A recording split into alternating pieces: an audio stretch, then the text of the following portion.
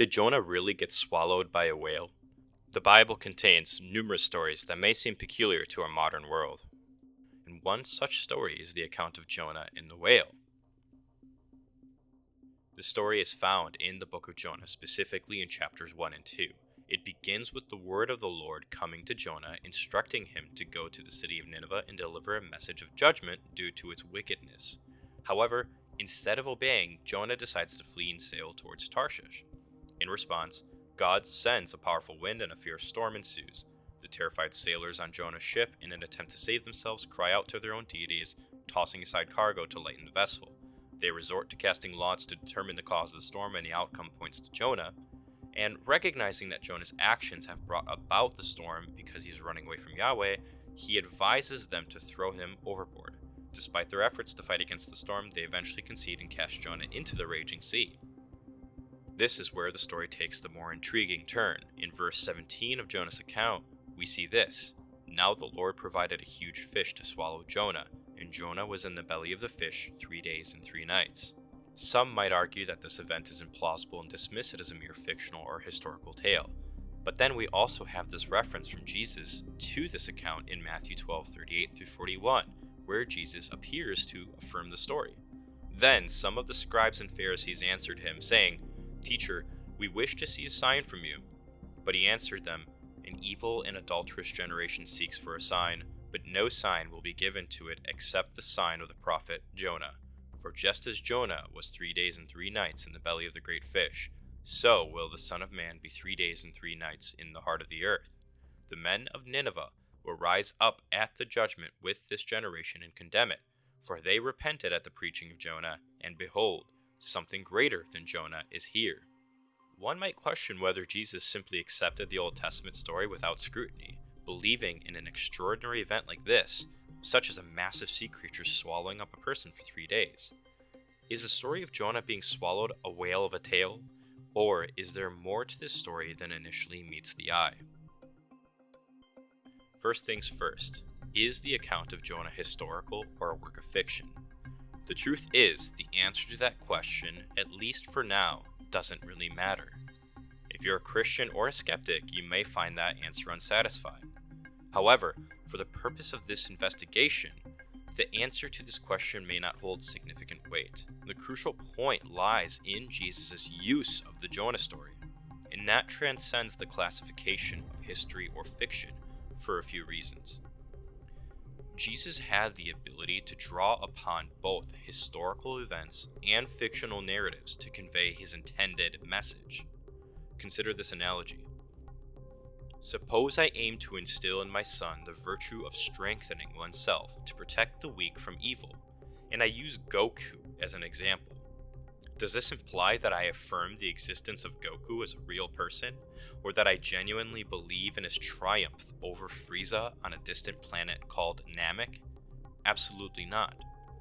Likewise, if I chose to teach my son about the virtue of dignity in the face of adversity, and employ Martin Luther King Jr. as an example, it does not reflect my belief or disbelief in his existence, even though he unquestionably existed.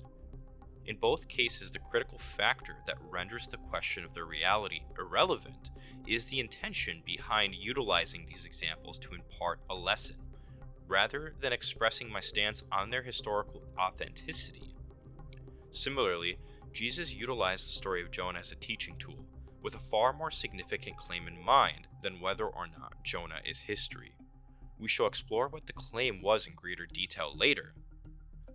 In essence, what I'm saying here is whether or not the story of Jonah is historical or fictional becomes secondary to the overarching message that Jesus sought to convey. His purpose was to use Jonah's story as a means to communicate something profound, something, again, that goes beyond the boundaries of historical classification. Jesus' intention was not to give a history lesson, but, again, to convey a deep message. With that out of the way, the objective of this video is to connect what we've previously uncovered relating to Leviathan and the associated chaos imagery with this account of Jonah being swallowed by the great fish, and thereby showing Jesus' use of this narrative as an analogy to what he will do all the more appropriate. Let us now delve into the book and observe how all these pieces fit together. The creature that devoured Jonah has long intrigued scholars and interpreters alike. While Jonah 2:1 has typically been understood to reference a whale or a big fish, the context implies something far more extraordinary. Efforts to classify the creature within natural parameters have led to translations that depict it as a whale or even suggest it as a Mediterranean white shark. However, in this particular area of interest, we come across various traditions within Judaism and Christianity that introduce the presence of Leviathan, a powerful and mythical sea creature often associated with chaos and disorder within the ancient Near East, in the story of Jonah. For those unaware, in the ancient world, including the biblical authors, chaos was often symbolized by the raging sea. But the sea wasn't the only symbol used for chaos. It was also personified in the form of sea monsters. For example, Psalm 74 describes God creating the world but records the following: "You divided the sea by your might.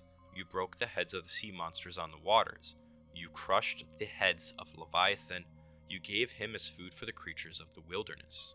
This passage has God destroying sea monsters by dividing the chaotic waters. The text isn't saying God fought literal sea monsters, rather, the biblical authors are turning around other ancient Near Eastern beliefs and telling the pagan nations that Yahweh is the one who defeated chaos. We covered this previously in a video covering the topic of Leviathan in the Bible. To better understand this topic and to better understand this video, I suggest going back to watch that video before you continue on this one. Within Christianity, Jonah was a favored figure for allegorical interpretation. Early theologians, inspired by Jesus' statement that Jonah was a semeion, or sign, in Matthew 12:39-40, depict him as a foreshadowing of Christ. They viewed Jonah's descent into the fish as analogous to Jesus' descent into hell, and subsequent deliverance leading to the salvation of Gentiles. For example, Irenaeus calls Jonah a sign or signum, expressing God's plan of salvation.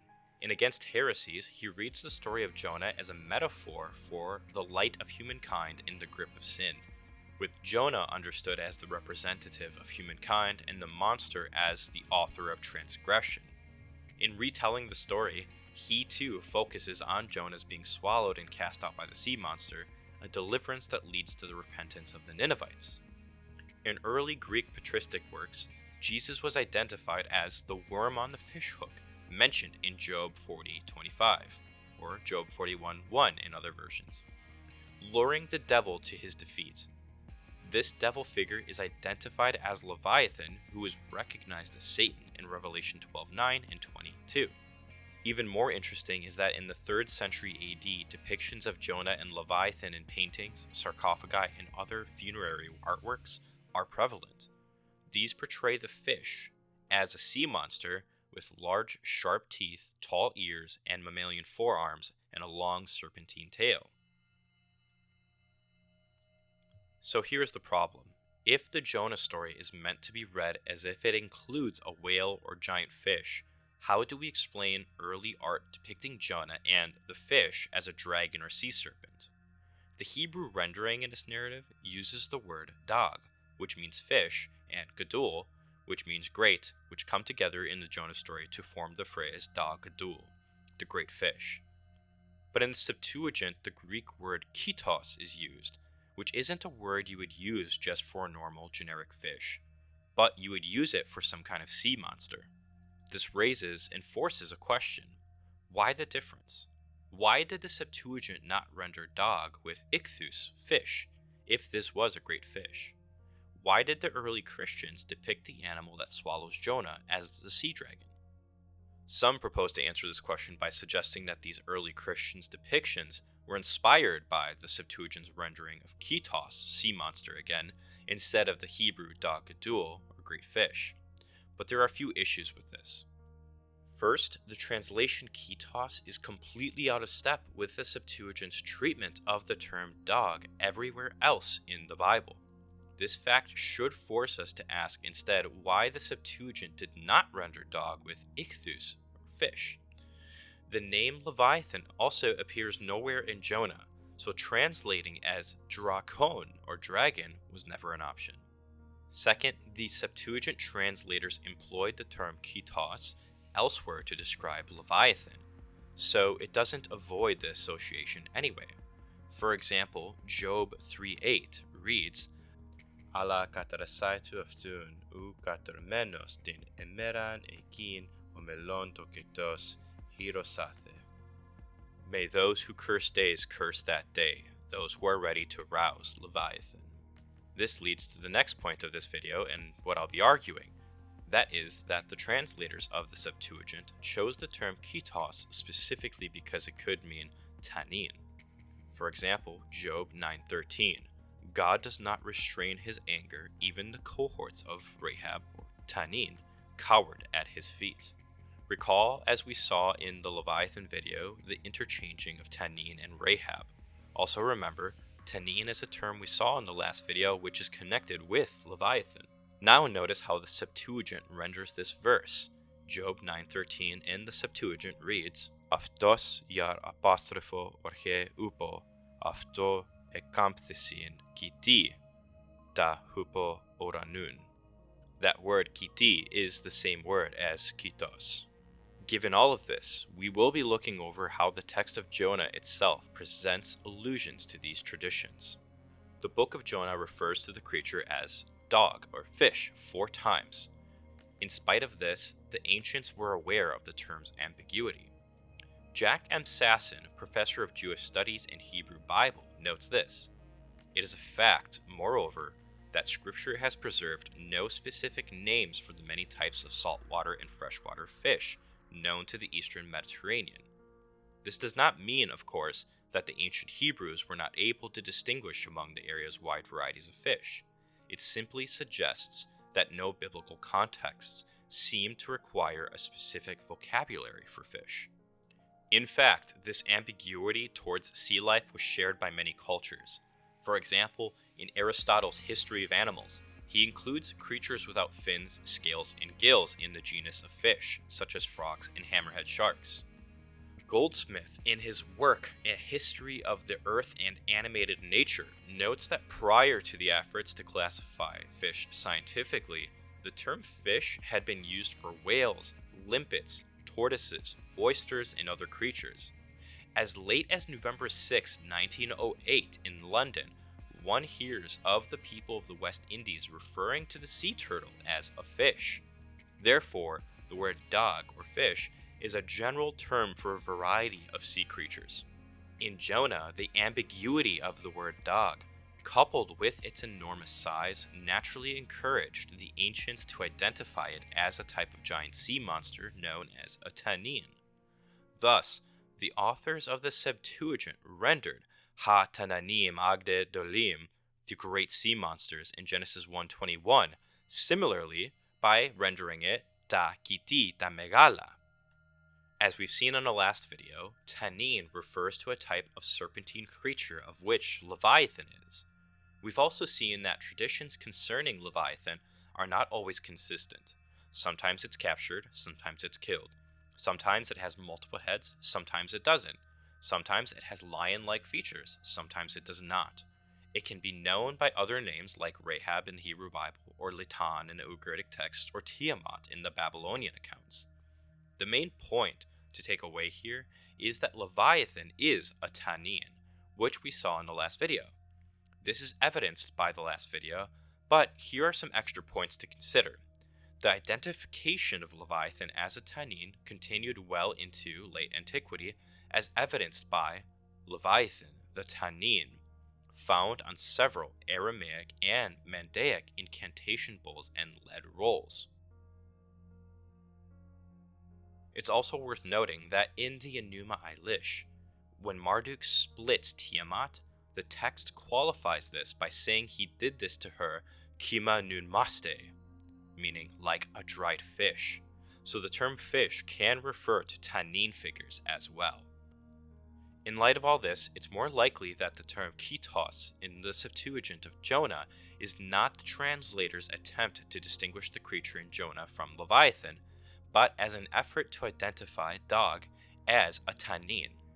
Now we will look over a number of linguistic and thematic features of the account in Jonah that allude to these tanin traditions, and I'll be arguing that these allusions encouraged the early identification of the dog or fish as a sea monster.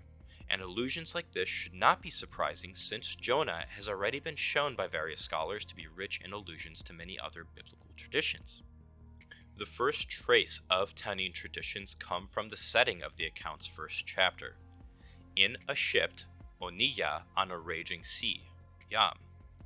Jonah 1:4 reads, "But the Lord hurled a great wind upon the sea, and there was a mighty tempest on the sea, so that the ship is threatened to break up."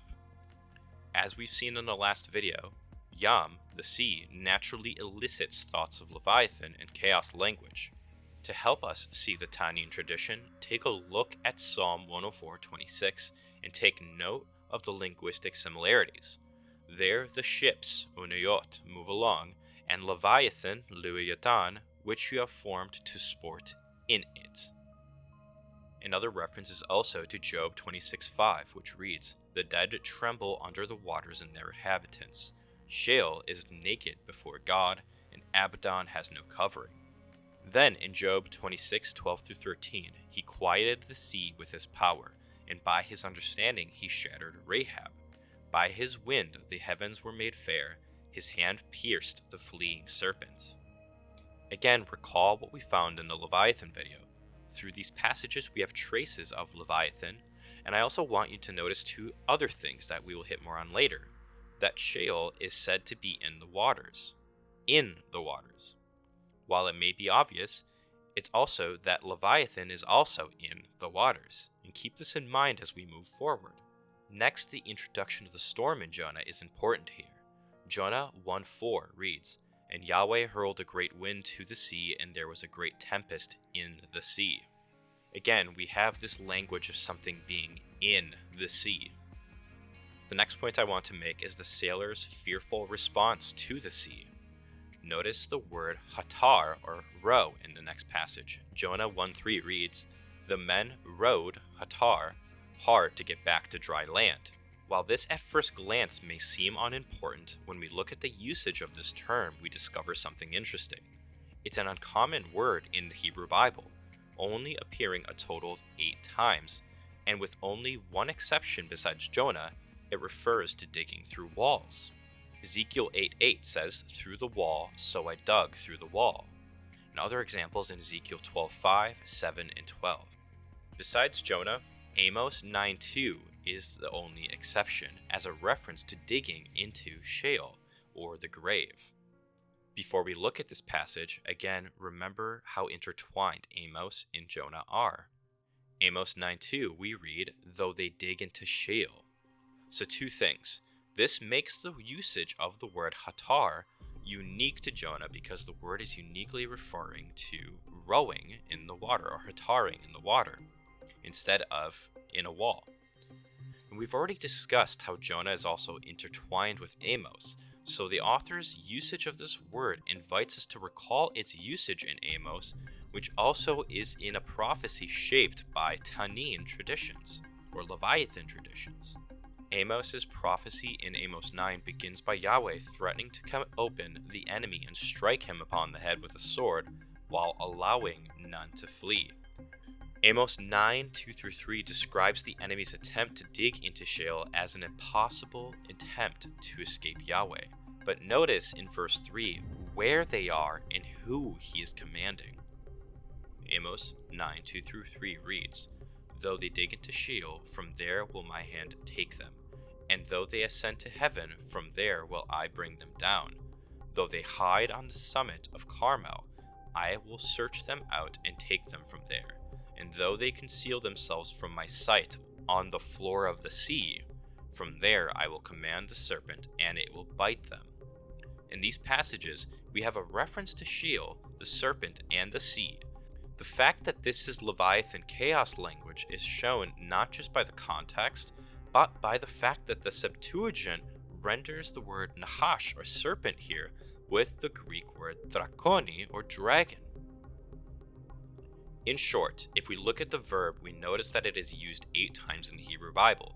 6 of those is in reference to digging through a wall. The other 2 are found in Jonah 1 and Amos 9, which we already know are intertwined literary works. In Amos 9, the passage is about Sheol, or the grave, and there's a chaos dragon imagery in it. Then we go to Jonah 1, where the verb hatar row is used for rowing through the waters that are churning. This is a subtle hint that, with the help of further data in this video, will point ultimately to the writer's intention to steer his audience's attention to Amos 9 and say that Jonah will not escape the same judgment at the hands of the dragon. Not only that, but Sheol is used within all of this, blurring the lines between Sheol and the sea. Again, keep all of this in mind as we continue. The next thing I want to call attention to is the verb tool, or hurl. Of the 14 occurrences of this verb in the Bible, 13 of them depict violent acts, and the only exception is in Proverbs 16:33, where it's used in reference to lots. This reference to hurling wind and its associated chaos language is easy to miss. Think back to the Babylonian account of Marduk fighting the chaos dragon Tiamat. Again, the Enuma Elish reads, "The Lord spread out his net and caught her, and the evil wind that was behind him he let loose in her face. As Tiamat opened her mouth to its full extent, he drove in the evil wind, while as yet she had not shut up her lips. The terrible winds filled her belly, and her courage was taken from her, and her mouth she opened. He seized the spear and burst her belly. He severed her inward parts. He pierced her heart. He overcame her and cut off her life." So the Tannin tradition here is clear, hurling the wind. But it gets even more explicit when we look at the expression Jonah 1:4 uses with Yahweh blowing the wind, since it is associated with violent acts. Next, the expression bayim, on the sea, is better understood as Yahweh not blowing the wind upon the sea, but, like we noticed earlier, in the sea. Just like Marduk's winds penetrate Tiamat. And we can know this is the case because the phrase bayim on the sea includes a bet in it rather than a lameth and an ayin. To be explicit, the point here is that something is inside the sea, not on top of it. There are many more little things like this, but for the sake of time, I want to focus on things that have heavier implications. Another allusion to Tannin traditions appears in Jonah's prayer. He cries out, "You cast me into the Metzulah, deep in the heart of the seas. Your flood surrounded me." The initial thing to notice is the use of the word Metzulah, which again translates as deep here. And we've seen in the Leviathan video again that the deep is connected to Leviathan. Job 41:23 reads, "He," speaking of Leviathan, "makes the Metzulah, the deep, boil like a pot. He makes the sea a seething mixture." The term Metzulah, deep, shows up here yet again. It appears only 12 other times in the Bible, mostly in ways to evoke Leviathan traditions, or in reference to the crossing of the Reed Sea, which itself is a reflection of the chaos motif we've been talking about. The point here is that if you look at Jonah's prayer, he uses a term here that occurs in Leviathan passages in Job, supporting the idea that this is not a whale, but instead invoking chaos language. In fact, Psalm 68 is another touch point where we have chaos imagery invoking both Leviathan and its churning sea. Psalm 68:22 reads, "The Lord said, I will bring them back from Bashan. I will bring them back from the depths, Metzulah, of the sea." Now, for those unfamiliar with the geography here, Bashan is the ancient biblical name used for the northernmost region of the Transjordan during the Iron Age. It is situated in modern-day Syria, and it doesn't have a sea. So Psalm 68:22 referencing it as a sea is more than likely making a reference to the dwelling place of the Chaos Dragon. It's the same thing we've been seeing. We have Leviathan imagery in one line of Psalm 68:22, and then in the next line we have Metzulah, churning of the sea. Assisting the illusion is the fact that Jonah is cast into the sea, then finds himself in the mouth of the dog or fish, but describes this as an act of drowning, which forces us to identify the dog with the sea, just like Leviathan is associated with the sea. Another point here that assists this idea is the use of the word lebab, heart, instead of lev, which means of the heart. This choice of word is unique to waters because this form of the word is actually typically used with living beings. Therefore, this word choice serves to again personify the sea. Let's pause here for a moment to put some of this stuff together so far. Take all of this chaos and Leviathan associated vocabulary we just went over, and now go back to the setting of the story. A raging sea, and it's not something on top of the sea, rather something is inside of the sea, which is causing it to churn. The writer of Jonah is intentionally drawing terminology from other passages that take readers to places like Job 41, Psalm 68, Psalm 104, and more that all have Leviathan imagery in them.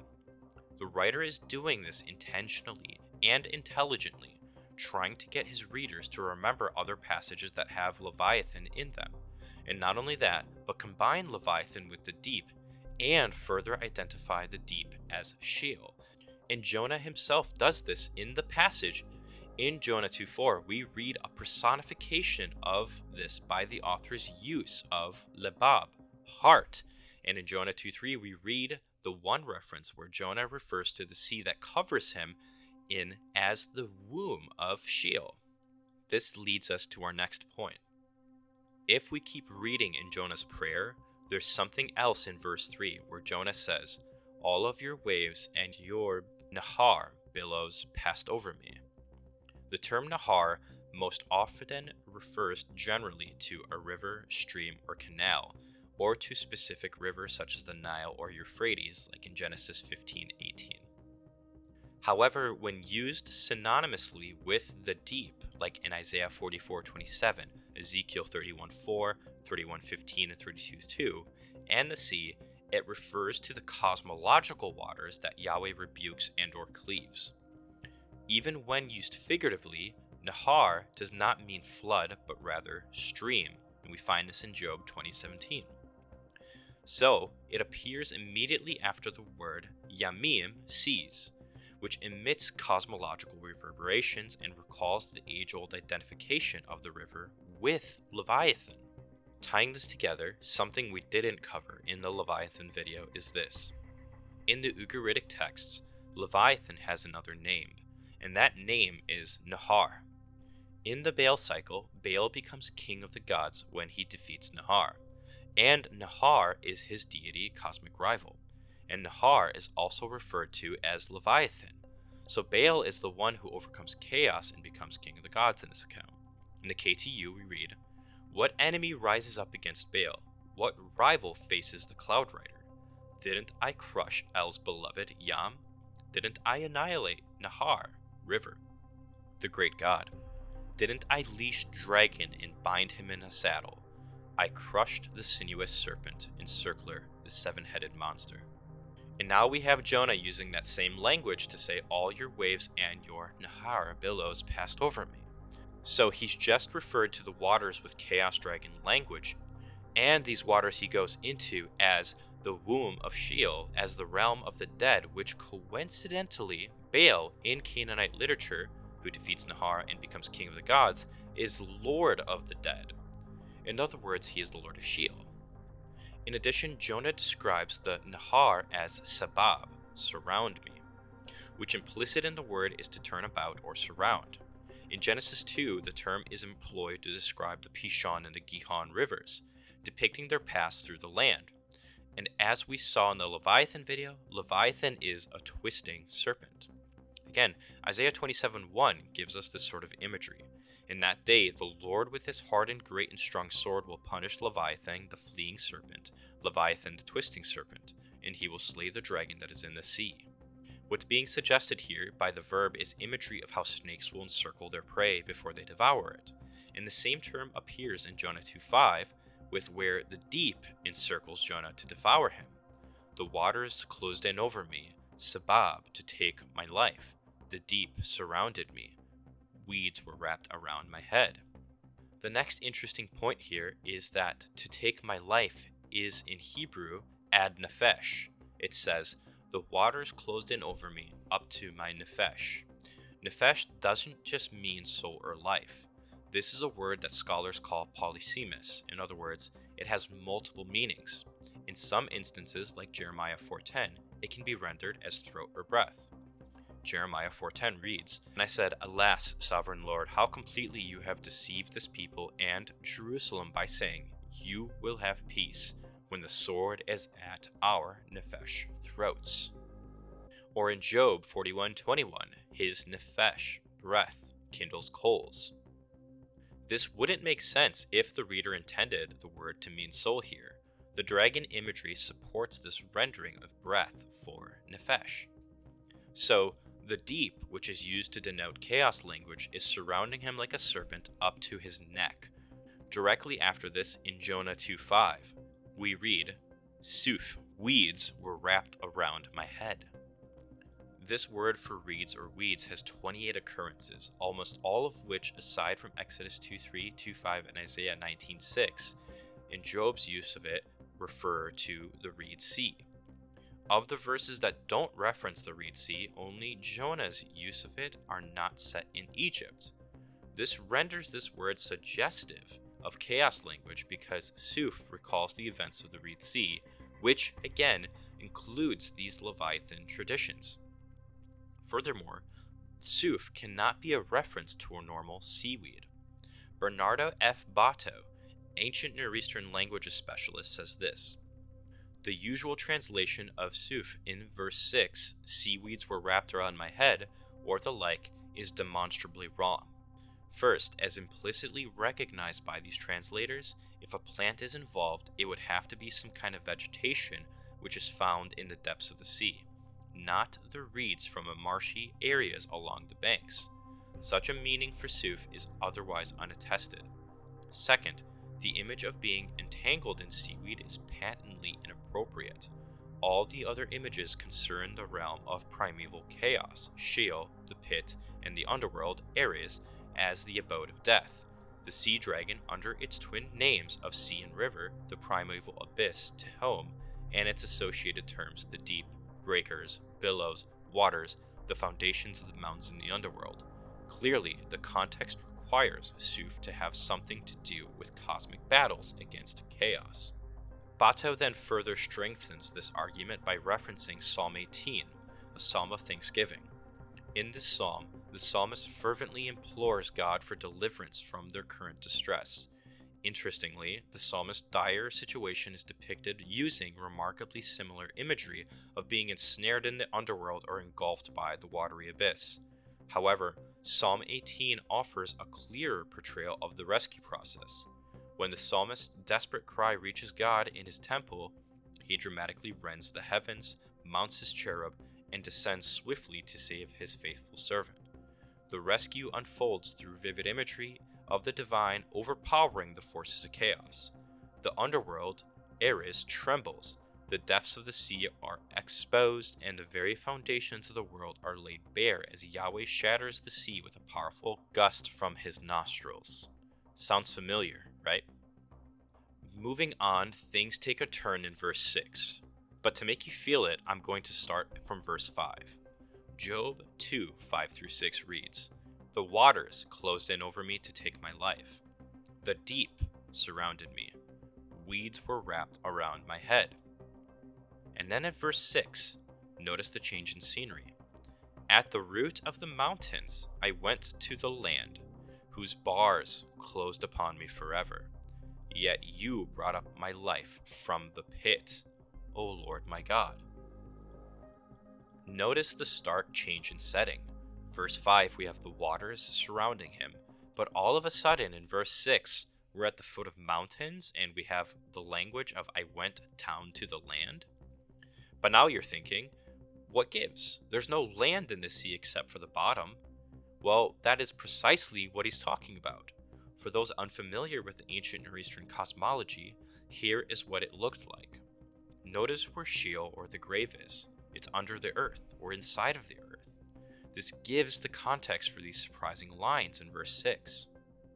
This makes sense of "at the root of the mountains I went down to the land, whose bars closed upon me forever." So he's at the root of the mountains, under or in the earth, down into the land, whose bars, like a prison, are closed upon me forever. In this instance, Jonah is now in Sheol, the realm of the dead. And then we read, Yet you brought up my life from the pits, O Lord my God. So there's a lot going on here. This is Sheol imagery as well as Leviathan imagery too, and the author of Jonah is marrying the two together.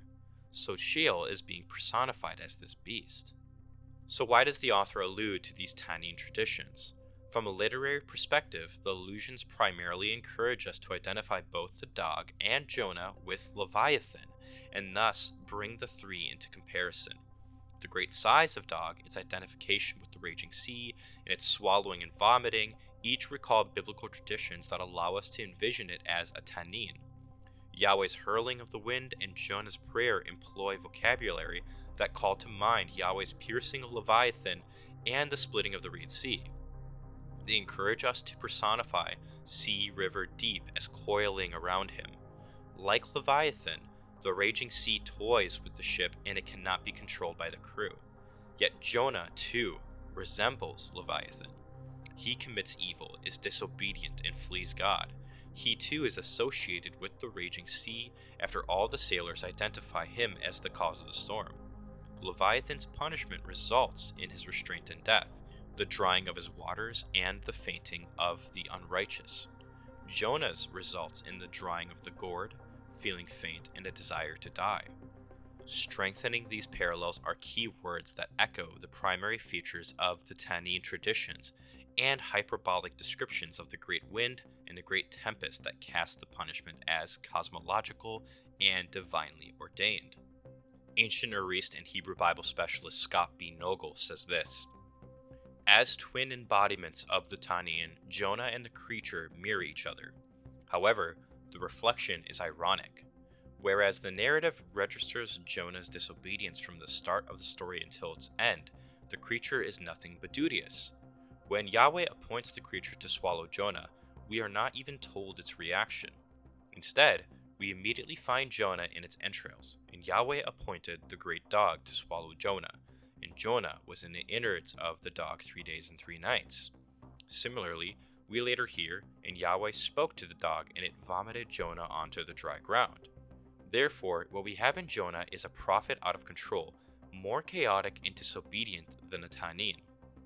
This makes Jonah a dangerous man, and even more dangerous prophet, one who never truly appears to have learned his lesson from Holy Writ, despite being swallowed by a creature that most mirrors himself. Yet, there is another function that the parallels serve. By this period, the Tanine had become a symbol, not just of the Urzit, but the Enzit, the embodiment of evil and disobedience and of future enemies. His defeat at the hands of Yahweh would usher in a new epoch of salvation. He is vital to Yahweh's plan for the eschaton. In Jonah, the creature's role is central to the prophet's experience, and thus it is vital to Yahweh's plans for the prophet and for the Ninevites. Without the creature, salvation would not have come to the Ninevites. Moreover, the prophet too, as a literary embodiment of the Tanine, finds defeat at the hands of Yahweh and ushers in a new time in which Yahweh grants salvation to non-Jews. He too, despite himself and his disobedience, is central to Yahweh's plan. Now, to be clear, this is only scratching the surface of the data still. There's a lot more to uncover, but again, for time's sake, this will suffice. That being said, what does all this mean? This means there's more to the story than just Jonah jumps in the water and gets thrown in the water, then gets swallowed by a fish, then he gets spit out. There's more because Jonah himself in the account uses chaos language and the language of Sheol. He describes this all with verbs and nouns associated with Leviathan. The Jonah story of the great fish certainly includes imagery and vocabulary found in both descriptions of Leviathan and its home, the Chaos Sea. Secondly, Jonah and the other Old Testament passages sometimes conflate the Chaos Sea imagery with Sheol, the realm of the dead. This ties up our original question regarding the Septuagint's rendering and the early Christian depictions of Jonah and the sea dragon. The Septuagint's translators knew what was going on here, and for that reason, when translating this passage in the Septuagint, they get the words da gadul and they decide to use ketos because that's what's really going on. In essence, what's going on here is this. This account is about Jonah being conquered by the forces of chaos or evil, and he's being punished. An immediate objection might be to point out that God is the one who sent the dog, but remember that Jonah is also associated with chaos in this account, so he's being punished and swallowed up really as a result of his own disobedience. God is using or allowing Leviathan to punish Jonah for his disobedience, for essentially volunteering to be an agent of chaos against God's wishes to go to the Ninevites and preach them. Jonah goes into the deep, into Sheol, the realm of the dead, and God delivers him from it. Remember, the biblical authors most likely didn't actually believe in Leviathan as a real thing, so this account isn't saying Jonah got swallowed by a living being, but just the sea. So if that's all the case, then Jesus using this analogy is even more appropriate. Remember in the last video how we uncovered the biblical author's use of Leviathan traditions. Who overcomes chaos in the realm of the dead? God. Who does Jesus imply will overcome chaos in the realm of the dead? Jesus. It's an ideal analogy for reversing and defeating chaos and death itself, broadcasting Jesus' claim to divinity all the more. In effect, Jesus' use of Jonah here is a double entendre. His intention in bringing up this account is that, like Jonah, he too will be swallowed up by chaos and death, and will come out. That's how the typical reading goes. But now this chaos tradition and the background to it opens up the other meaning. Remember, Yahweh is the one that defeats Leviathan. He is the one true God, the one true King. So too, Jesus is also saying he will defeat chaos and death, but God is the one who does that. In other words, Jesus is again broadcasting his divinity here by claiming that he will do something that only God can do. Therefore, this reading opens up a whole aspect of Jesus' claims to divinity that our modern world has missed. In the next video, we'll actually uncover another use of chaos imagery that Jesus does to broadcast his divinity. Hey, if you're watching this, that means you watched the video all the way through, and I am tremendously thankful for that. If you find value in the work that I'm doing, please remember to like, subscribe, and hit the bell notification. And if you want to help me continue to make better videos and more videos in the future, please consider becoming a patron and joining me in this ministry mission. Until next time.